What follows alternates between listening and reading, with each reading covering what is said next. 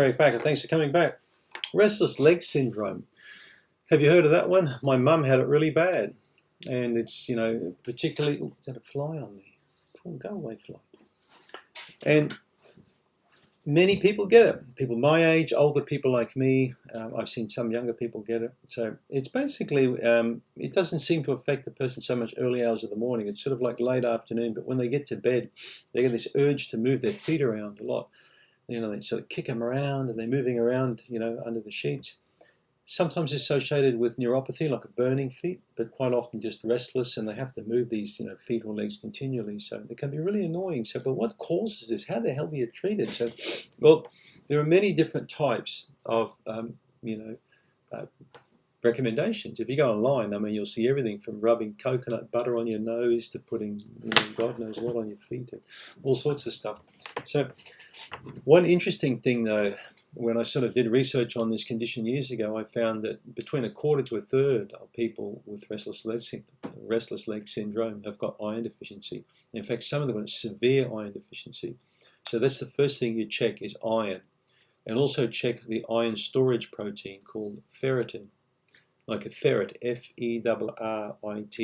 Get that checked as well. So that's definitely worth checking out for you, iron. The second thing that I recommend that you do is a zinc taste test. So go to your naturopath or you go to your drugstore or chemist and ask for a zinc taste test because you could be zinc deficient. That's another one I found. The third one are B vitamins, especially B2, B3 and B6. But take a good vitamin B complex. Next thing that I recommend that you give a try is 400 international units of vitamin E. You take one per day with your lunch meal for about 5 or 6 weeks. So the vitamin E, the zinc, the B complex, and the iron, they're all worth a shot.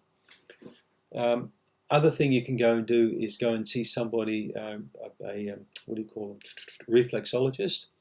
Okay, so someone who can work on your feet, because that can work also quite well. And I had one lady who got tremendous relief from, she went to this guy who did sports massage on her calves, her feet, and her legs. That helps significantly. So sometimes certain things work for some people and they don't work for others.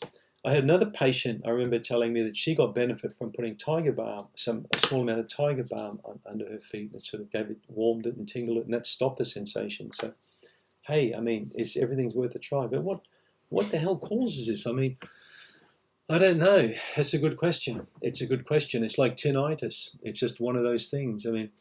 Personally, I see it tied up with stress with people, the restless leg.